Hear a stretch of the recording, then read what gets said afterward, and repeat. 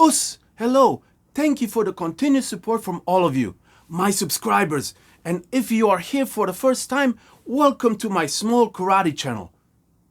I made a video about what is a dojo the other day, and for that video I created a rendering of a dojo in Photoshop Elements, since I could not find any appropriate copyright-free images of a dojo to use. In this short video, I wanted to share with you the dojo rendering progression and at the end show you the final images extracted from the rendering itself that I ended up using.